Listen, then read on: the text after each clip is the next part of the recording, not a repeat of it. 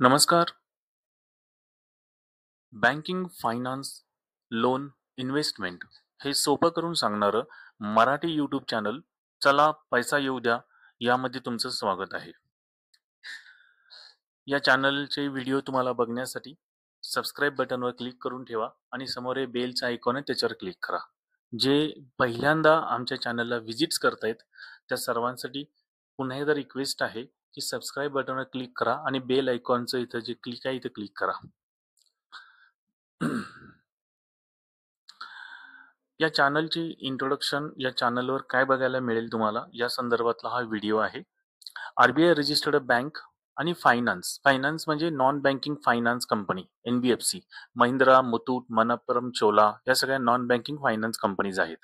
तर याच्या माध्यमातून तुम्हाला जे पर्सनल लोन, बिझनेस लोन जे काही उपलब्ध आहेत, ज्या बँका पर्सनल लोन देतात, बिझनेस लोन देतात, होम लोन देतात, घर बांधण्यासाठी लोन असेल किंवा घर विकत घेण्यासाठी लोन आहे किंवा सेकंड हँड घर विकत घ्यायचं असेल तर ते होम लोनच्या अंतर्गत येतं.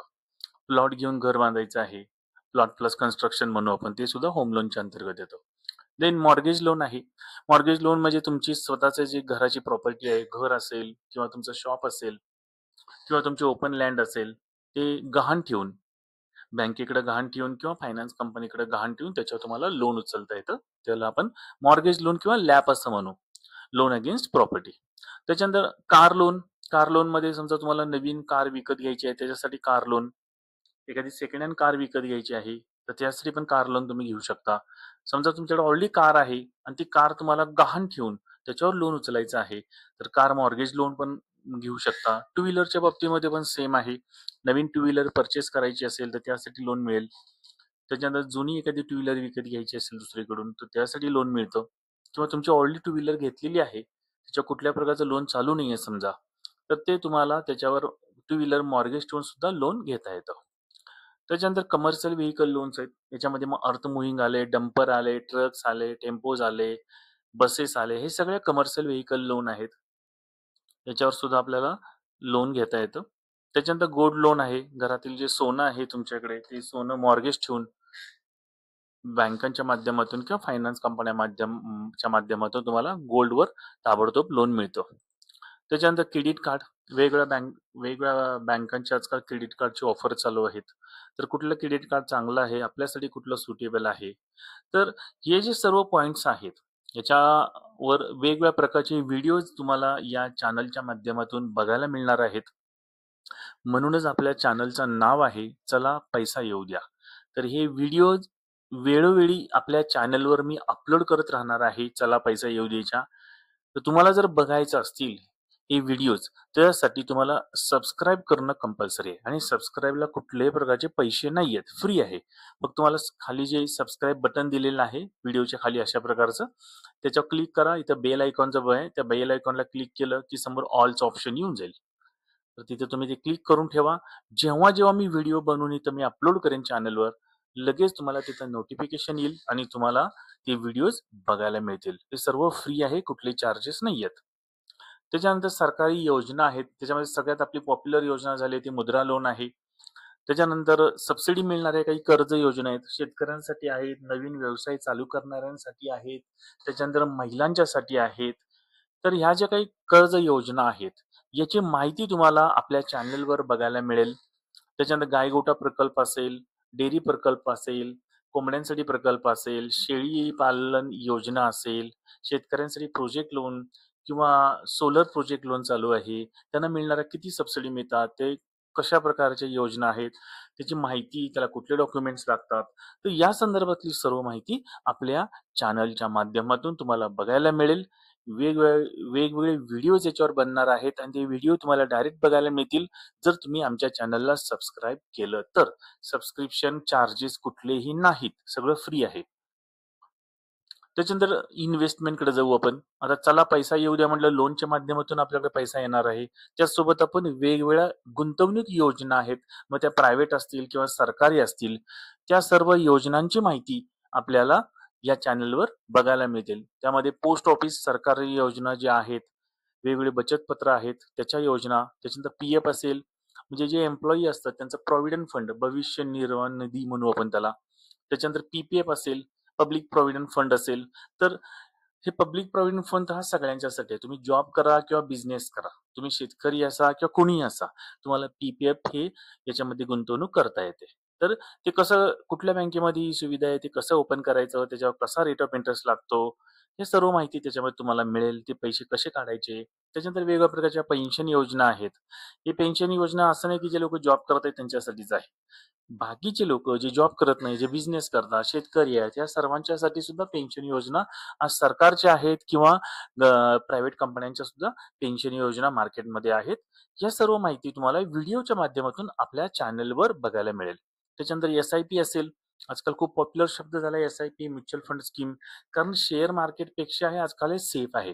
शेअर मार्केट कधी वर जातं, कधी खाली येतं, त्यामध्ये टेन्शनमध्ये राहतं. त्याच्यापेक्षा म्युच्युअल फंड स्कीम्स आणि एस-आय-पी ह्या आपल्या गोगलगाई सारख्या ससा आणि गोगलगाईच्या स्पर्धेमध्ये नेहमी गोगलगाई जिंकतं, तशा प्रकारचं हे म्युच्युअल फंड आणि एस-आय-पी आहे. तर बिटकॉइन आणि क्रिप्टोकरन्सी हा नवीन शब्द आजकाल ऐकायला मिळतो आपल्याला. त्याच्यामध्ये सुद्धा आजकाल लोकं इन्व्हेस्टमेंट करतायत. रिस्क आहेच नक्की, कारण त्याच्यामध्ये जास्त रिटर्न्स आहेत. त्यामुळे रिस्क सुद्धा जास्त आहे. तर याच्या संदर्भातलंही मार्गदर्शन, याच्या संदर्भातले व्हिडिओज तुम्हाला आपल्या चला पैसा येऊ द्या या मराठी YouTube चॅनलवर बघायला मिळणार आहेत. त्यासाठी तुम्हाला सबस्क्राईब बटनवर क्लिक करून घ्या. म्हणजे तुम्हाला चॅनल सबस्क्राईब होऊन जाईल. त्याच्यानंतर विविध कंपन्यांच्या विमा योजना. आजकाल इन्शुरन्स महत्त्वाचा आहे. कधी आपल्याला कुठे काही लागेल, कधी हॉस्पिटलमध्ये जावं लागेल आणि आजकाल तुम्ही बघितलं असेल टीव्हीला इकडे-तिकडे 5-10 लाख रुपये तर कुठल्याही हॉस्पिटलवाले सहज मागायला लागलेले आहेत. ऐन टायमाला आपल्याला एवढे पैसे नसतात. त्यापेक्षा आपल्याला इन्शुरन्स असणं गरजेचं आहे. अचानक जर हॉस्पिटलमध्ये जायची वेळ आली, तर घरातल्या बऱ्याच वस्तू, सोनं-नाणं विकावं लागेल किंवा डिपॉझिट तोडावे लागतात. कुणाकडे तरी पैसे उसने मागावे लागतात, नाहीतर लोन काढावे लागतात. त्यामुळं अशी परिस्थिती येऊ नये यासाठी अगोदरच आपल्याकडे इन्शुरन्स असणं गरजेचं आहे. Mediclaim, health insurance. मेडिक्लेमचा दुसरा शब्द हेल्थ इन्शुरन्स आहे. आता मार्केटमध्ये एवढे इन्शुरन्स झालेत, एवढ्या कंपन्या एवढे मार्केटिंग करतात, एवढ्या जाहिराती करतात, त्यातलं घ्यायचं कुठलं? तर हे जे काही अनुभवावरून आम्ही तयार केलेलं आहे. कुठलं इन्शुरन्स घ्यायचा, जनरल इन्शुरन्स म्हणजे गाडीचा insurance, four wheeler, two wheeler सगळ्या प्रकारचे इन्शुरन्स, घराचा इन्शुरन्स हे सगळं जनरल इन्शुरन्समध्ये येतं. तर बेसिकली आपल्याला जे इन्शुरन्स लागतो तो मेडिक्लेम लागतो. टर्म इन्शुरन्स लागतो. तर हे कुठल्या प्रकारचे इन्शुरन्स आहेत आणि ते कसे घ्यायला पाहिजेत? त्यातला निवडायचा कसा? आपल्यासाठी कुठला? काय होतं बऱ्याचदा आपण काय करतो, कोणीतरी आपल्याला सांगितलंय म्हणून आपण इन्शुरन्स घेतो. कुठलातरी एजंट आपल्या ओळखी-पाळखीत असतो. मग तो एजंट आपल्याला म्हणतो, "बाबा हा इन्शुरन्स घे." बऱ्याचदा असं होतं, की इन्शुरन्स एजंट जे असतात, ते स्वतःच्या फायद्यासाठी जिथं जास्त कमिशन असतं, अशा प्रकारचे इन्शुरन्स सुद्धा बऱ्याचदा गळ्यात मारले जातात किंवा त्यांच्याकडं आजकाल मार्केटिंगची पॉलिसी अशी झालेली आहे, की जिथं जास्त पैसा आहे, त्याच्यामध्ये जास्त मार्जिन आहे, तेच प्रॉडक्ट विका. मग याच्यामध्ये काय होतं, की आपल्याला ते समजत नाही. मग आपण चुकीचा इन्शुरन्स घेतो आणि ऐन टाईमाला ज्यावेळी इन्शुरन्सची गरज लागते आपल्याला, हॉस्पिटलमध्ये जातो किंवा काही अडचण येते, त्यावेळेला मग तो इन्शुरन्स मिळत नाही. त्यावेळी ते आपले काही आजार कव्हर केलेले नसतात. मग आपण ते सगळं डॉक्युमेंट वाचत नाही. आपण कसे पटापट सह्या मारून टाकतो. तर ह्या सगळ्या गोष्टींचा अभ्यास आपल्याला करावा लागतो आणि तेवढा वेळ आपल्याकडे नसतो. बेसिकली ते समजतही आणि वेळही नसतो. त्याच्यामुळे मी छोटे-छोटे व्हिडिओज बनवून बऱ्यापैकी तुम्हाला अवेअरनेस निर्माण करून देईन याच्यामध्ये. वेगवेगळे महत्त्वाचे मुद्दे याच्यामध्ये मी तुमच्या समोर आणून देईन. त्याच्यासाठी तुम्हाला आपले व्हिडिओ चॅनलला सबस्क्राईब करावं लागेल, तरच तुम्हाला ते व्हिडिओज बघायला मिळतील. याच्यानंतर चला पैसा येऊ द्यामध्ये सगळ्यात महत्त्वाचा मुद्दा आहे, की पैसा तर आला पाहिजे आपल्याकडे. मग तो ऑनलाईन, ऑफलाईन जे काही पैसे कमवण्याच्या वेगवेगळ्या उद्योग आयडिया आहेत आजकाल, त्या सुद्धा आपल्याला माहिती असल्या पाहिजेत. कोरोनाच्या फेजपासून आजकाल बऱ्याच गोष्टी ऑनलाईन झालेल्या आहेत. ऑनलाईन लोन मिळतो, ऑनलाईन फायनान्स होतं, ऑनलाईन आपल्याला पैसे कमवू शकतो. बऱ्याच गोष्टी ऑनलाईन झाल्यात, फक्त त्या आपल्याला माहिती नसतात. त्या बऱ्याच आयडिया मी व्हिडिओच्या माध्यमातून या चॅनलवर वेळच्या वेळी मी टाकत जाईन. आता खूप वर्ष या क्षेत्रात आम्ही काम केलं असल्यामुळे जो काही आम्हाला अनुभव आलेला आहे, त्या अनुभवाच्या माध्यमातून आम्ही मार्गदर्शन करतोय. घरी बसल्या लोन कसं मिळवता येईल? आता काय होतं, की बरेच लोकं मोबाईल जसं आलेले आहेत, मोबाईलच्या माध्यमातून आपण लोन काढायचा प्रयत्न करतो. वेगवेगळ्या प्रकारचे ॲप्स आजकाल मोबाईलमध्ये आलेले आहेत. परंतु त्यातले जेन्युइन कुठले? फसवणूक करणारे कुठले? फ्रॉड कुठले आहेत? 2,000चं लोन घ्यायचं आणि ₹10,000 त्यांना परत करायची वेळ येते, त्यांच्या चक्करमध्ये अडकलं तर. तर जेन्युइन लोन ॲप कोणते? आणि कसं लोन आपण घेतलं पाहिजे? याचंही मार्गदर्शन मी या चॅनलवर करत जाईन. नंतर वेगवेगळ्या बँका आणि त्यांच्या फायनान्स कंपन्यांच्या जे काही लोनच्या योजना असतात. त्या योजना वेळच्या वेळी मी व्हिडिओच्या माध्यमातून मी टाकत जाईन. बऱ्याचदा कसं होतं, की मार्च एंडिंगला काही योजना असतात, क्वार्टर एंडिंगला काही योजना असतात. कधी-कधी त्यांची प्रोसेसिंग फी कमी झालेली असते. काही कालावधीसाठी त्यांचे रेट ऑफ इंटरेस्ट कमी असतात. कधी-कधी आपल्याला काय होतं, की एखाद्या बँकेतून आपण लोन काढलेलं असतं, दुसऱ्या बँकेमध्ये आपल्याला ते बॅलन्स ट्रान्सफर करून घेणं म्हणजे टेक ओव्हर करून घेऊ शकतो. अशा काही योजना असतात. या ज्या योजनांची माहिती तुम्हाला आपल्या चॅनलवर बघायला मिळेल. नंतर आता सगळ्यात मोठा सेन्सिटिव्ह विषय झाला सिबिल. आज काही घ्यायचं झालं, कुठल्या प्रकारचं लोन घ्यायचं, अशी परिस्थिती आली की लग्न करायचं जरी असलं तरी सिबिलची गरज झालेली आहे. तुम्ही मध्ये व्हिडिओ बघितला असेल, की मुलीकडचे लोक आजकाल सिबिल बघायला लागलेले आहेत, त्याशिवाय मुली पण मिळत नाहीयेत. त्यामुळे सिबिल हा खूप सेन्सिटिव्ह विषय झालेला आहे. त्यामुळे सिबिल खराब होता कामा नये याची आपण काळजी कशी घ्यायची? आणि जर तो सिबिल कमी असेल किंवा शून्य असेल सिबिल, कधी-कधी लोकांनी लोनच काढलेलं नसतं. तो कसा वाढवता येईल? सिबिल म्हणजे आजकाल इज्जत झालेली आहे आपली. आर्थिक इज्जत म्हणू आपण त्याला. ती कशी वाढवता येईल? काही लोकांचा खराब झालेला असतो सिबिल. आता हा सिबिल खराब होण्याची कारणं बरीचशीच आहेत. बऱ्याचदा आम्ही कस्टमरशी बोलत असतो. त्यावेळी आम्हाला बऱ्याचदा हे जाणवतं, की कस्टमरला माहितीच नसतं, की त्याच्या अपरोक्ष काहीतरी घोळ झालेला असतो सिबिलमध्ये आणि त्याचं नॉलेज नसतं त्या गोष्टीचं कस्टमरला आणि त्यामुळे सिबिल खराब होतो. मग हप्ते बाउन्सेस झालेले असतात किंवा एखादं लोन क्लोज करायचं असतं आणि मग ते लोन सेटलमेंट म्हणून क्लोज केलं जातं. फोरक्लोज करताना काहीतरी चुकीचे शब्द त्याच्यामध्ये टाकले जातात. तर ह्या सगळ्या गोष्टीमुळे सुद्धा सिबिल खराब होतो. तरी पण आपल्याला तो सिबिल जो आहे, तो कसा रिपेअर करता येईल आणि जरी खराब सिबिल असेल तर लोन कसं मिळवता येईल, अशाही काही गोष्टी आहेत जे तुम्हाला मी वेळच्या वेळी याच्यामध्ये व्हिडिओच्या माध्यमातून माहिती सांगेन. नंतर सरकारी कर्ज योजनांची माहिती सुद्धा तुम्हाला आपल्या चॅनलवर बघायला मिळेल. आपल्या चॅनलचं नावच आहे चला पैसा येऊ द्या. नक्की सबस्क्राईब करणार ना मग? ओके.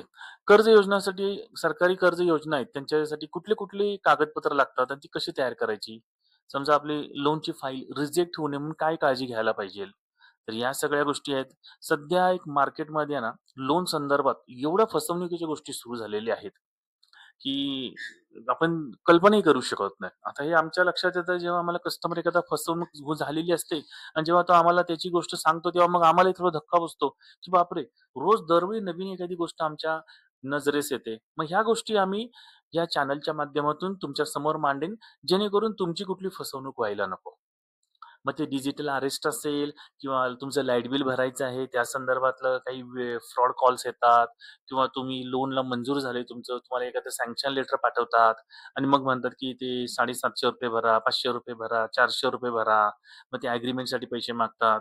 अजून कशा-कशा प्रोसेसिंग फीसाठी मागतात. तर हे सगळं जे काही फ्रॉड चालू आहे, याच्या गोष्टी तुम्हाला या फसवणुकीपासून तुम्ही वाचावेत, या हेतूनं मी याच्यामध्ये व्हिडिओज बनवून मी वेळच्या वेळी तुम्हाला अवेअरनेस निर्माण व्हावा, यासाठी मी वेळच्या वेळी या चॅनलवर ते व्हिडिओ टाकेन. हे चॅनलचे व्हिडिओ तुम्हाला तेव्हाच बघायला मिळतील जर तुम्ही सबस्क्राईब केलं तर. मी पुन्हा-पुन्हा तेच सांगतोय. कमीत कमी व्याजदरात आणि कमी खर्चात लोन कसं मिळेल, हे सुद्धा फार महत्त्वाचं असतं. बऱ्याचदा बँका आपल्याला लुटतात. जिथं आपण थोडंसं त्यांना जाब विचारला किंवा थोडंसं आपण घासाघीस केली, की आपल्याला कमी व्याजदरात आणि कमी खर्चात लोन मिळू शकतं. पण बऱ्याच गोष्टी आपल्याला त्या माहिती नसतात. आता कमीत कमी खर्चात चांगला इन्शुरन्स आणि मेडिक्लेम कसा निवडायचा? ते बेसिकली बघा, की जे लोकं वयस्कर झालेत ना, म्हणजे इन्शुरन्सच्या बाबतीमध्ये एक गोष्ट अशी आहे बरं का, जेव्हा आपल्याला त्याची गरज नसते, त्यावेळी इन्शुरन्स हा स्वस्त असतो. हे वाक्य लक्षात ठेवा नेहमी. जेव्हा आपल्याला त्याची गरज नसते, तेव्हा इन्शुरन्स हा स्वस्त असतो आणि ज्यावेळी आपल्याला त्या इन्शुरन्सची गरज असते, त्यावेळी इन्शुरन्स हा महाग असतो. म्हणजे इन्शुरन्स घेणे हे महाग असतं. त्यामुळं इन्शुरन्स कुठल्या वयामध्ये चालू करायला पाहिजे, मेडिक्लेम कुठल्या वयामध्ये घ्यायला पाहिजे आणि दुर्दैवानं जर असं लेट झालं असेल, तरी पण आपल्याला वयस्कर लोकांना आजकाल खूप प्रॉब्लेम्स येतायत, की वेगवेगळ्या प्रकारची दुखणं त्यांच्या मागे लागलेली असतात किंवा आजकाल तर डोळ्याचं दुखणं तर प्रत्येकाला आहे. प्रत्येकाला मोतीबिंदूचं ऑपरेशन झालेलं आहे आणि मोतीबिंदूचं ऑपरेशन कमीत कमी 25,000 पासून पुढे आहेत. लेन्सच्या प्राइसेस वगैरे. लोकांना माहिती नसतं, की हे सगळं इन्शुरन्समध्ये कव्हर केलं जातं. त्यासाठी इन्शुरन्स कसा घेतला पाहिजे, कमी किमतीमध्ये कसा घेतला पाहिजे. ह्या सगळ्या गोष्टींचं मार्गदर्शन कुठेही मिळत नाहीये. आपण एखादा एजंट निवडतो, मग तो एजंट स्वतःच्या फायद्यासाठी ज्याच्यामध्ये त्याला मार्जिन आहे, ज्याच्यामध्ये त्याला जास्त कमिशन आहे, अशा प्रकारची इन्शुरन्स पॉलिसी आपल्याला देतो. त्याच्यामध्ये कुठले टर्म्स कंडिशन असतात, कुठल्या छुप्या गोष्टी आहेत त्याच्याबद्दल माहिती नसतं आपल्याला काही. एखादा आजार असतो, त्याला वेटिंग पिरियड असतो, ते सुद्धा आपल्याला माहिती नसतं. मग आपण घेतो आणि मग आपण ते फसून जातो आणि ज्यावेळी आपल्याला ॲडमिट करायची वेळ येते, त्यावेळी तो इन्शुरन्स काही कामाचा नसतो आणि मग आपण असं म्हणतो, "अरे, इन्शुरन्सचे पैसे वाया गेले." तर हे आपण डोळे उघडे ठेवून जर घेतलं तर सगळं शक्य आहे आणि याच्यासाठी आमच्यासारखे लोक जे काही व्हिडिओ तयार करतात हे बघणं सुद्धा गरजेचं आहे तुम्हाला. कारण हे सगळं आम्ही आमच्या अनुभवाच्या माध्यमातून सांगतोय. याच्यामध्ये कुठलीही थिअरॉटिकल थिअरी नाहीये, कुठलं पुस्तक वाचून मी तुमच्यासमोर मांडत नाहीये. जो अनुभव आलाय तो अनुभव आम्ही तुमच्यासोबत शेअर करतोय. बँकांच्या छुपे चार्जेस पासून कसं वाचायचं? बऱ्याचदा बँका बऱ्याचदा मला असं वाटतं, की बँकांच्या माध्यमातून आपली बरीच लूट होते. लक्षात येत नाही. तुम्ही आजकाल एक पिक्चर वगैरे बघितले असतील बघा आता जस्ट रिसेंटली एक पिक्चर बघितला असेल तुम्ही, हिसाब बराबर. बघा तुम्ही नक्की पिक्चर बघा हिसाब बराबर. असे काही पिक्चर्स असतात ज्याच्या माध्यमातून आपल्याला समजतं, की बँका कसं आपल्याला लुटू शकतात. जे आपल्याला 100-200 पासून हजारापर्यंत आपल्या लक्षात येत नाहीये. आणि ते कसे लुटतात आणि करोडो रुपये कसे छापू शकतात आणि करोडो रुपयाचा स्कॅम कसा होतो. तर आपल्यापुरतं बोलायचं झालं तर आपल्याला एखादं लोन घ्यायचं आहे किंवा आपल्याला एखादा मेडिक्लेम घ्यायचा आहे किंवा इन्शुरन्स घ्यायचा आहे. या गोष्टींमध्ये आपले कसे छुपे चार्जेस वाचणं गरजेचं आहे, हे महत्त्वाचं असतं. त्याच्यानंतर पोस्ट ऑफिस, एस-आय-पी इतर योजनांमध्ये इन्व्हेस्टमेंट करताना फायदा कसा मिळेल?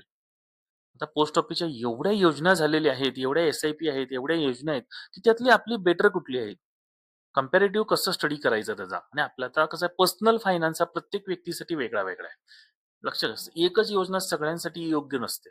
प्रत्येकासाठी वेगळी-वेगळी योजना असते आणि ती आपल्याला आपल्यासाठी कुठली योजना योग्य आहे, हे ठरवण्यासाठी काही व्हिडिओज महत्त्वाचे मी बनवणार आहे. ते व्हिडिओ तुम्ही बघा अवश्य. नंतर क्रेडिट कार्डचे फायदे आणि नुकसान. सगळ्यात सेन्सिटिव्ह टॉपिक आहे क्रेडिट कार्ड. तुम्ही काही महिन्यापूर्वी पेपरला वाचलं असेल, की एक कोल्हापूर जिल्हा तिथे मॅक्सिमम 99% लोकांचा सिबिल खराब झालाय क्रेडिट कार्डमुळे. एक बँकेचं नाव आता मी विसरलो त्या बँकेचं नाव. पण बेसिकली होतं कसं, की आपण बजाज फायनान्सचे कार्ड असतात, त्याच्यावर एखादी ऑफर येते, मग त्याच्यावर क्रेडिट कार्ड घेतो कुठल्यातरी बँकेचा. मग अजून कुठले क्रेडिट कार्डचे सुरुवातीला सांगतात त्याला कुठले चार्जेस नाहीत वगैरे. मग नंतर छुपे-छुपे चार्जेस चालू होतात. मग ते आपण ते भरत नाही, आपल्या लक्षात येत नाही. मग ते सिबिलमध्ये दाखवतो. इतके प्रॉब्लेम्स या क्रेडिट कार्डमुळे होतात. तर क्रेडिट कार्ड फायद्याचं पण आहे आणि जर ते व्यवस्थित हँडल नाही केलं ना, तर ते नुकसानीचं पण आहे बरं का. आपल्याला क्रेडिट कार्डचा फायदा मिळवायचा असेल, तर क्रेडिट कार्ड हँडल कसं करायचं? हे महत्वाचं आहे. म्हणजे एक प्रकारचं ते साप जवळ ठेवल्यासारखं आहे. तर सापाला व्यवस्थित आपण हँडल करायला पाहिजे. तो फायद्याचा पण आहे. व्यवस्थित हँडल नाही केलं तर तो आपल्याला चावेल. त्याच्यामुळं याचं जे काही मार्गदर्शन आहे तुम्हाला मी व्हिडिओच्या माध्यमातून करेल. हे चला पैसा येऊ द्या ह्या चॅनलवरच तुम्हाला ते व्हिडिओ बघायला मिळतील. त्यासाठी तुम्हाला सबस्क्राईब बटन जे इथे दिलेलं आहे, हे खाली आमच्या व्हिडिओ चॅनलच्या खाली इथे तुम्हाला फक्त मी इथं एक लोगो दाखवलाय सबस्क्राईब बटनचा. खालच्या बाजूला या चॅनलच्या खालच्या बाजूला सबस्क्राईब बटन असं दिसेल तुम्हाला. तिथे बेल आयकॉनवर क्लिक करा. जेणेकरून तुम्हाला या सर्व गोष्टी बघायला मिळतील. कुठलेही चार्जेस नाहीत बरं का याच्यासाठी. हां. आता चांगला फायदा मिळवून देणाऱ्या व्यवसायाच्या आयडियाज, त्या पण मी तुम्हाला याच्या माध्यमातून मी तुम्हाला वेळच्या वेळी सांगेन. घरात बसून पैसे कसे कमवायचे? आता असं झालेलं आहे, कोरोनापासून आपण घरात बसून कशी कामं मिळतील, याच्याकडे जास्त आपण फोकस केलेला आहे आणि सगळ्या लोकांना असं वाटतं घरात बसून पैसे आले पाहिजेत, घरात बसून आपल्याला काम करायचं आहे. बेसिकली महिला वर्ग जो असतो त्यांना घरात बसून काम करायची इच्छा असते. मॅरिड लोकं असतात, त्यांना मुलं-बाळं असतात, ते सांभाळायचं असतं, संसार सांभाळायचा असतो आणि याच्या माध्यमातून एक 4-5 तास जरी काम करून एक 2-4 पैसे तरी आपल्या कुटुंबाला त्याचा उपयोग करता करता यावा ह्या हेतूनं ते अशी कामं शोधत असतात. तर अशा प्रकारचे व्हिडिओज तुम्हाला याच्यामध्ये बघायला मिळतील.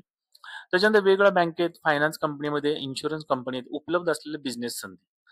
आता आम्ही जिथे-जिथे काम करतो तिथं बऱ्याच ठिकाणी एम्प्लॉयमेंटची गरज असते किंवा आता इन्शुरन्स कंपन्या आहेत तिथं इन्शुरन्स एजंट नेमायचे असतात. फायनान्स कंपनीमध्ये लोन एजंट नेमायचे असतात. तर अशा प्रकारच्या ज्या काही संधी उपलब्ध असतात, त्यासुद्धा मी वेळच्या वेळी तुम्हाला इथं मांडत जाईन. तुम्ही ते बघत चला.